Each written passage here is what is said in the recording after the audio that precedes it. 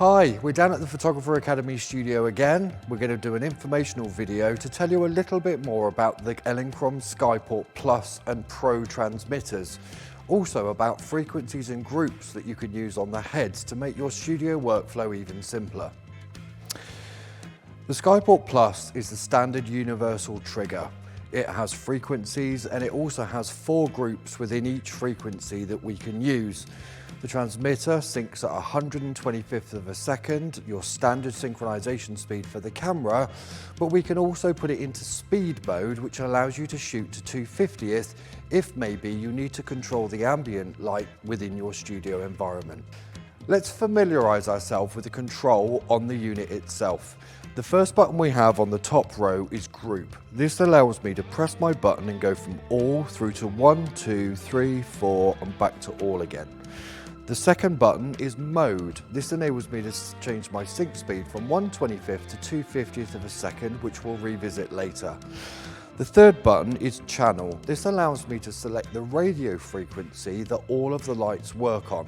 We're able to put some on channel 1, some on channel 2. If we've got different setups within the studio, we can segregate each setup independently of the other. Moving down the transmitter, we have a minus button. This will allow me to control every unit within my frequency, either up or down in power. So we can plus in 1/10 of f-stops, and we can also minus 1/10 of f-stops as well. Every 10th press is a whole stop in power. Every 5 presses is half a stop. The bottom button and the final one is a test button. It's an open flash button, so we can test all of our units together by pressing the button, waiting for the audible beep to tell us they're 100% recycled and ready to go. The status light on the top will flash green to tell me my trigger is ready and it's in communication with each of the heads. If we go back to the middle mode button, we can change the way that the trigger works in terms of sync speed. So you'll now notice the display and the status light has gone red. This enables us to tell straight away that it's in speed mode. Once the trigger is in speed mode, we need to tell the head that the trigger is in speed mode and change the controls accordingly. If I press my open fire button now, nothing works because they are actually on different frequencies or different frequencies within the frequency. Before we move on to the Pro trigger and its controls and functionality, let's have a look at the menus on the heads that you'll need to know to change the frequencies and groups within your setup. I've got a D-Light 1 setup here, which will also represent the D-Light 2 and the 4, and also the BXRI or BRX 250 and 500 units, as the controls are the same for changing the frequencies and groups. I have an ELB 500 TTL, which has the same menu system roughly as the ELC 500 and 125 TTL units. And I also have the ELC Pro HD, which is a different menu system again. We'll look at these in turn just so you know exactly how to change them on your own system. Adjusting the frequencies and groups on the D-Light 1, 2 and 400 heads, along with the BXRI and BRX 250 and 500 heads, are all very similar. The first thing we need to do is to press the 2 arrow keys under the display, press our modelling lamp to change our group setting from 1, 2, 3 or 4. The proportional or modelling lamp button again will now change our frequency, 1, 2, all the way up to the top group. So for this example, we'll leave it on group 1 and we'll leave the unit to reset. To put the unit into speed mode to allow sync speeds of up to 2/50th of a second, all we need to do is change the radio program that it's on. Again, the 2 arrow keys.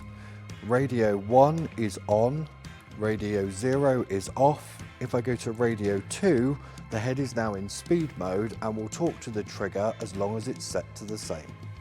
To adjust the frequency and group on the ELC Pro HD units, be it a 500 or 1000, we just need to press the menu button, we select Skyport, we then select our group and select which group we want for this particular setup. We then come down to channel and we can select the channels within the unit to correspond with the frequency on the transmitter. If you've got the old style transmitter with the dip switches, you'll actually see here what position the dip switches need to be in, so it's quite a handy visual guide. Once we've selected everything, we can exit out of the menu and back to start shooting. To select speed mode on an ELC Pro HD unit, it's a very simple, straightforward task of pressing the menu button. We go to Skyport, we've got normal R1, and we've now got speed R2. So if I select R2, the head is now in speed mode. We can exit out, and as long as the trigger is set to the same, it'll all function and talk to each other correctly. If you're using an ELB 500 TTL or even the new ELC 125 and 500 TTL units, the changing of the frequency in groups is actually the same. Press the menu button, we're already in radio, and we select it by pressing the wheel in. If we then move down towards group, we can select group and we can change the group that we actually want the unit to be on. We press the button to select, and then we move down to frequency, which we can select and we can change on here. Once you've selected, you can then exit back out of the menu and carry on your shoot. To select speed mode on an ELB 500 TTL or even an ELC 125 or 500, what we need to do is change the pack to correspond with the transmitter. We press the menu button, we select, we come down to mode, select and go from normal to speed in one click, select, and then we can exit back out. Now the unit will talk to the trigger and sync at 2/50th of a second in the studio or out on location. Moving on to the Pro trigger, this is a much more heavy-duty device. It's got a much longer range than the standard Skyport Plus trigger, but it also gives us a lot more functionality. It has a big display on the front which will list all of the units and their respective modelling lamp and flash output powers displayed on the screen. We can dial into each unit and adjust the power output, turn the modelling lamp on or off. You've got full control over everything. It also gives us the functionality to use HS systems with the ELB 1200 or the D-Lite 4. We've also got TTL functionality and HSS compatibility with the ELB 500 TTL and the ELC 125 and 500 units. The Pro trigger gives us extra functionality. It's suited more to the HS or HSS photographer who's outside and has multiple lights and wants to control each light individually with a visual display of exactly what the unit is doing. We can see the modelling lamp power, we can also see the flash exposure power, we can turn the modelling lamp on or off, but it also gives us our TTL functionality as well if you want to use your ELB 500 or ELC 125 and 500 in TTL mode.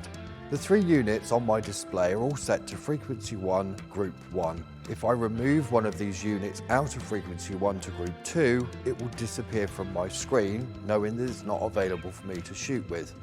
If we're shooting in groups, the groups of the heads are within that frequency. What we can then do is either talk to each group individually and adjust in tenth or half or full f-stops, or we can go back and control them all at the same time.